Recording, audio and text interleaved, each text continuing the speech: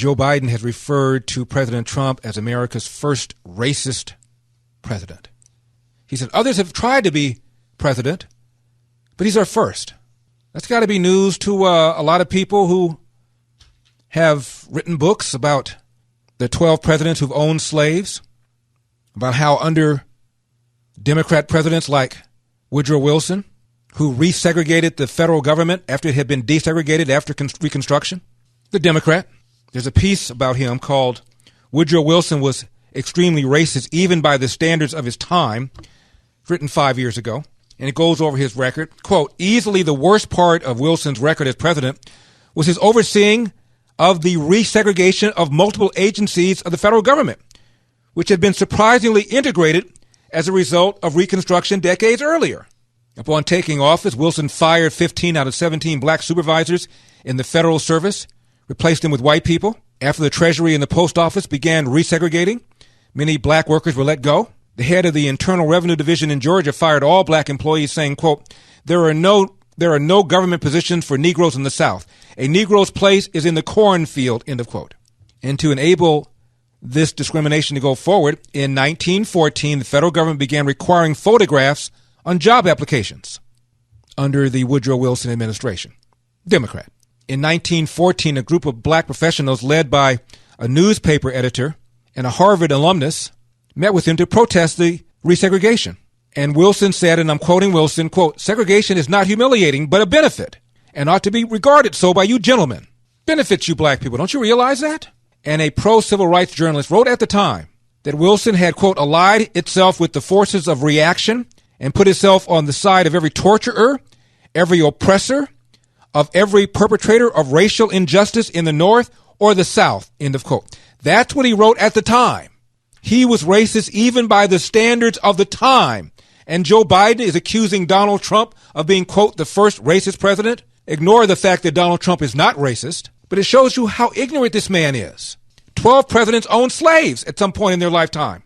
Now, suppose Donald Trump said, well, I'm going to have to stop referring to the virus as a China virus or a Wuhan virus because Americans don't have the ability to discern one Asian American from another. Suppose Trump said something like that. Well, Joe Biden just did. What he's doing now, he's blaming everything on China. He's blaming everything on the Chinese. He's blaming everything, and people don't make a distinction, as you well know, when a South Korean and someone from Beijing. What? People don't make a distinction, as you well know, when a South Korean and someone from Beijing. They make no distinction. It's Asia. And that's the way he's just using it as a wedge. Can you guys help me out through that? The reason this is bad is because Americans can't distinguish one Asian from another, and therefore, by calling it a Chinese virus, he's maligning all Asians because of Americans' inability to determine different nationalities or something like that? What he's doing now, he's blaming everything on China. He's blaming everything on the Chinese. He's blaming everything, and people don't make a distinction, as you well know, when a South Korean and someone from Beijing. They make no distinction. It's Asia. And that's the way he's just using it as a wedge. What do you think of Cory Booker's? And you didn't comment on him, and feel free. Oh, I adore him. What do you think about him saying kicked him in the shins, essentially? Start to get to that kind of political. Well, that was Eric Holder. Yeah, Eric Holder. Yeah. I'm sorry. Yeah, I know they all look alike. No, they. What he's doing now, he's blaming everything on China. He's blaming everything on the Chinese. He's blaming everything, and people don't make a distinction, as you well know, when a South Korean and someone from Beijing. They make no distinction. It's Asia. I shouldn't be surprised. And that's the way he's just using it as a wedge. I've done some dumb things, and I'll do dumb things again. The article is called The Systemic Racism Canard. And Peter Kirsanow talks about this massive, quote, multi-billion-dollar apparatus that exists to identify and eliminate the very institutional racism that the people are complaining about.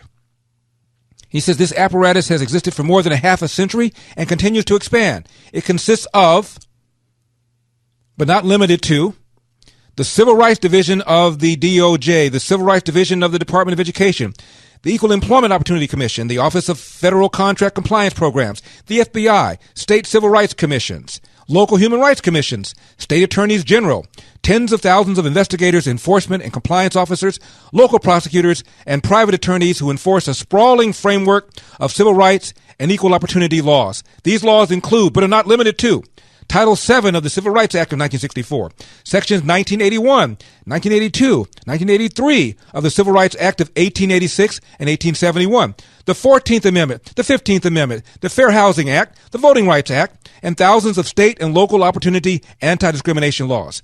And this doesn't even include the tens of thousands of human resource officers and diversity and inclusion personnel who guard against the very systemic structural racism within their respective institutions.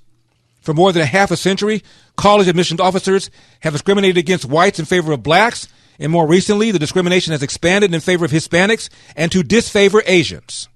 And he goes on and talks about the claim that blacks are disproportionately killed by cops is false. Quote, blacks are actually underrepresented in police shootings based on black overrepresentation in crime.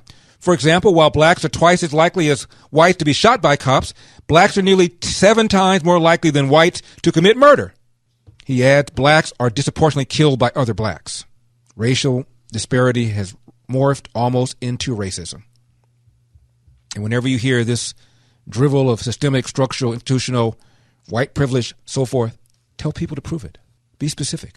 What exactly are you talking about? Equal results and equal rights are two very different things. Someone once asked Thomas Sowell why blacks are not equal to whites in terms of net worth. He said, well, whites haven't stood still. And Walter Williams says blacks have come further ahead from further behind than any other ethnic group in the history of the world and in a shorter period of time. Roger McGrath, historian, getting real about reparations. I'm Larry Elder.